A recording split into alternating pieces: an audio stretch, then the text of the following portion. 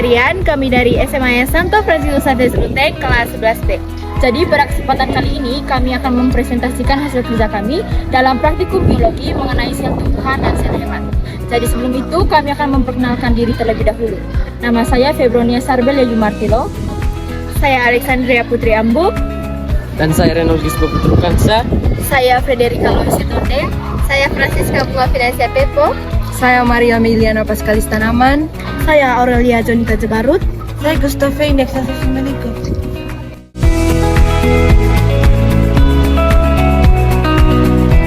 Alat dan bahan yang kami gunakan dalam praktikum yang telah kami buat. Bahan yang pertama yaitu bawang merah 2 buah. Yang kedua bunga nanas kerang atau biasa disebut dalam bahasa ilmiah Tradescantia spatacea. Yang ketiga ada 1 botol air. Yang keempat sampel otot rangka. Yang pertama ada mikroskop. Yang kedua beker gelas beserta pipet.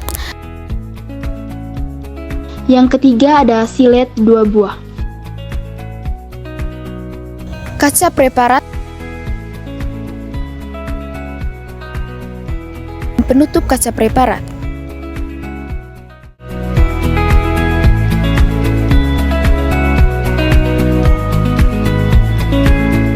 Sel adalah unit terkecil yang menyusun tubuh makhluk hidup dan merupakan tempat terselenggaranya fungsi kehidupan.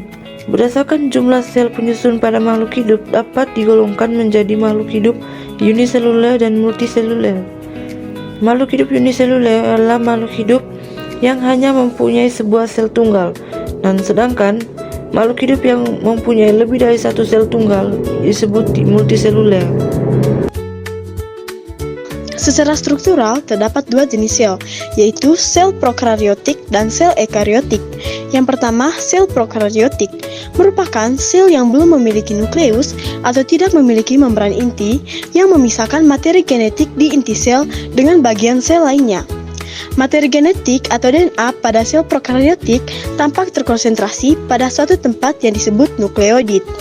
Sel prokaryotik memiliki DNA sirkuler atau plasmid, sejumlahnya ribosom yang berfungsi untuk sintesis protein, membran plasma yang membatasi sel, serta dinding sel yang terdapat di sebelah luar membran plasma dan dilapisi kapsul seperti gel. Di dalam sel prokaryotik terdapat organisme, yaitu Archaebacteria, Eubacteria, dan Cyanobacteria. Selain itu, terdapat komponen-komponen penyusun sel prokaryotik, yaitu membran plasma, yang kedua sitoplasma, yang ketiga nukleus, yang keempat ribosom, yang kelima dinding sel, yang keenam kapsul, yang ketujuh bulu rambut, yang kedelapan flagel. Yang kedua, sel ekaryotik merupakan sel yang memiliki nukleus yang sebenarnya atau materi genetik DNA yang dibungkus oleh membran inti. Pada sitoplasma atau daerah antara nukleus dan membran sel, terdapat medium semi cair yang disebut sitosol. Organisme yang terdapat pada sel ekaryotik yaitu protista, fungi atau jamur, rantai atau tumbuhan, dan animalia atau hewan. Selain itu, terdapat komponen-komponen penyusun sel ekaryotik. Yang pertama, membran sel atau membran plasma. Yang kedua, nukleus atau inti sel. Yang ketiga, sitoplasma. Yang keempat, ribosom. Yang kelima, retikulum endoplasma. Yang keenam, badan Golgi atau aparatus Golgi. Yang ketujuh, lisosom. Yang kedelapan, peroksisom. Yang kesembilan, gliosiksom. Yang kesepuluh, mitokondria. Yang kesebelas, plastida. Yang ke-12 vakuola, yang ke-13 sentrosom, yang ke-14 sitoskeleton, yang ke-15 dinding sel.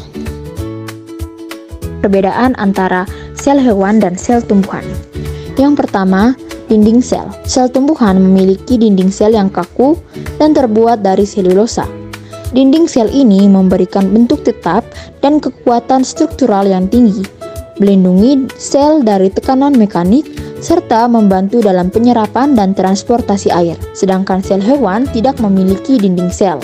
Sebagai gantinya, mereka hanya memiliki membran sel yang fleksibel.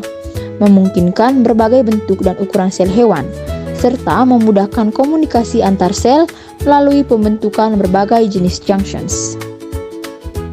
Yang kedua adalah kloroplas. Sel tumbuhan memiliki kloroplas, yaitu organel yang mengandung klorofil yang berfungsi dalam fotosintesis. Kloroplas memungkinkan tumbuhan mengubah energi cahaya matahari menjadi energi kimia dalam bentuk glukosa. Sementara, sel hewan tidak memiliki kloroplas karena mereka tidak melakukan fotosintesis. Hewan mendapatkan energi dengan mengonsumsi bahan organik dari lingkungan. Yang ketiga adalah vakuola. Sel tumbuhan umumnya memiliki vakuola sentral besar yang menempati sebagian besar volume sel. Vakuola ini berfungsi dalam penyimpanan nutrisi, produksi sisa metabolisme, dan juga menjaga tekanan turgor atau kekenyalan sel. Sementara, sel hewan biasanya memiliki vakuola yang lebih kecil dan tidak menonjol. Fungsi vakuola dalam sel hewan lebih beragam, termasuk penyimpanan zat, pencernaan, dan ekskresi, namun tidak memiliki peran sentral seperti pada sel tumbuhan. Yang keempat adalah lisosom. Lisosom jarang ditemukan di dalam sel tumbuhan. Fungsi pencernaan seluler lebih banyak dilakukan oleh vakuola besar, sedangkan lisosom adalah organel yang penting. Mereka mengandung enzim pencernaan yang digunakan untuk memecah molekul besar, mengelola sisa metabolisme, dan mendaur ulang komponen sel yang rusak. Yang kelima, sentrosom dan sentriol. Dalam sel tumbuhan, umumnya tidak memiliki sentriol dalam pembentukan gelendong mitosis, meskipun beberapa tumbuhan memiliki sentriol. Gelendong mitosis dibentuk tanpa sentriol. Sementara, sentriol adalah bagian penting dari sentrosom di sel hewan yang memainkan peran kunci dalam pembelahan sel dengan mengorganisir mikrotubulus selama proses mitosis. Yang keenam adalah bentuk sel. Sel tumbuhan biasanya memiliki bentuk yang lebih kaku dan kotak atau persegi panjang karena adanya dinding sel yang keras. Sedangkan sel hewan memiliki bentuk yang lebih fleksibel dan bervariasi, seringkali bulat atau oval, tergantung pada jenis dan fungsi sel tersebut.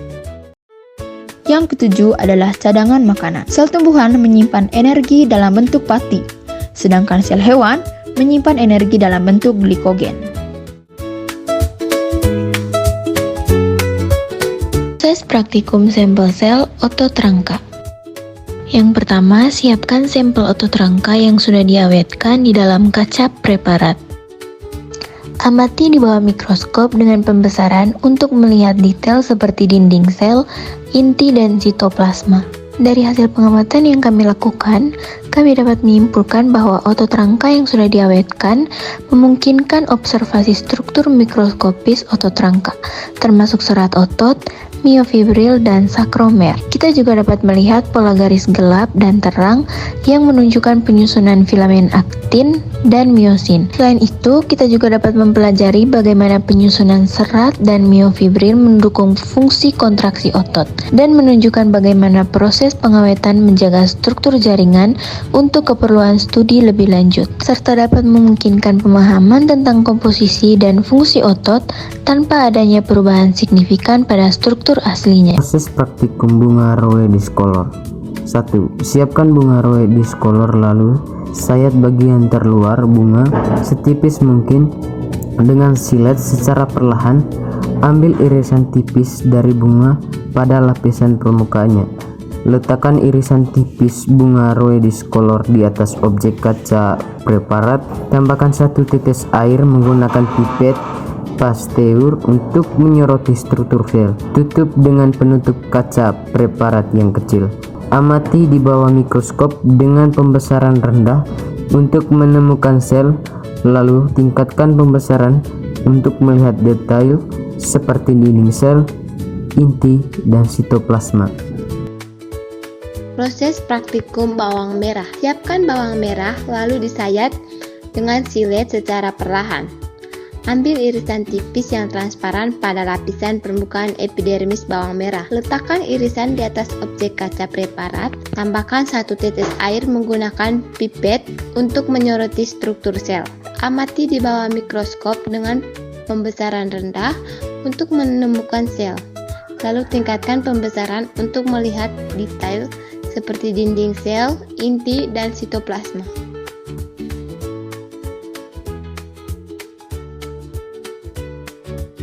Hasil pengamatan bawang merah dan bunga roe discolor.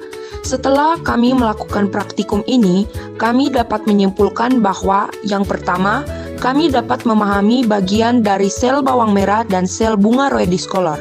2. Kami dapat membedakan sel bawang merah dan sel bunga roe discolor dengan perbedaan yang terdapat pada keduanya, di mana dapat dilihat pada A. Struktur. Sel bawang merah memiliki dinding sel yang tebal dan jelas, serta sitoplasma yang berisi vakuola besar. Intinya seringkali terletak di tengah. Sedangkan sel bunga roe discolor memiliki dinding sel yang lebih tipis dan seringkali terlihat lebih kecil dengan vakuola yang tidak sebesar pada sel bawang merah. Intinya mungkin terletak di posisi yang bervariasi. Jenis sel. Sel bawang merah biasanya epidermal dan tidak memiliki banyak plastida, sedangkan sel bunga roe discolor memiliki plastida seperti kloroplas yang berperan dalam fotosintesis. Dari perbedaan ini memberikan pandangan yang berbeda tentang fungsi dan adaptasi sel-sel tersebut dalam berbagai konteks biologis. Sekian dari kelompok kami, terima kasih. Dadah!